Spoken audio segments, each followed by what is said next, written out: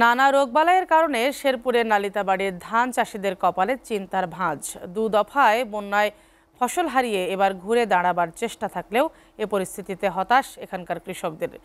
কৃষি বিভাগ থেকেও পাচ্ছেন না তেমন সহযোগিতা। জেলা কৃষি বিভাগ অনেকটা দায়সারা কথাবার্তা বলছেন। শেরপুর প্রতিনিধি মহিউদ্দিন সোহেলের প্রতিবেদনে বিস্তারিত।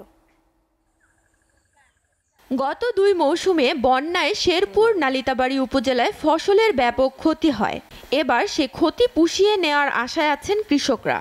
নালিতাবাড়ি উপজেলায় চলতি মৌসুমে 23,133 হেক্টর জমিতে বোরো আবাদ হয়েছে। প্রায় 3 থেকে 3.5 একর জমি আবাদ করার পরে অনেক ঋণদার কর্জ করার পরে ধানের অবস্থা খুব খারাপ। ধান বাইরনের পরে চাউল ধান মরে গেছে গা। এমন ধানের হিজা টিজা মরে গেছে, সাদা হয়ে গেছে হিজা।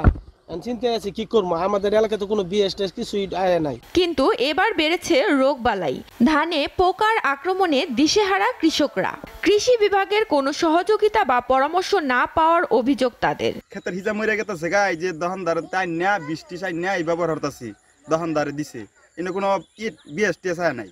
আমরা 4-5 মিলে 4-5 জমি লাগাইছি, মরা হিসেবে ধান মরে গেছে, বিএসের আসে না। ধান কিন্তু এই যে সাদা সাদা বার হইতেছে, মনে হয় আমি তো বিষ পাওয়া যায় না। আমরা কৃষকের আমরা কি করবো, আমরা তো নিরুপায়।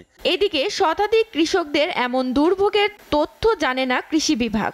তবে সংশ্লিষ্ট কর্মকর্তাকে বিষয়টি দেখভালের দায়িত্ব দিবেন, এমনটাই জানালেন জেলা কৃষি বিভাগের এই কর্মকর্তা।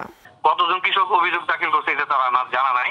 আমি তাদের বলে দিচ্ছি যে যোগানিয়া ব্লকের উপসহকারী যারা আছে তাদের যাওয়ার জন্য।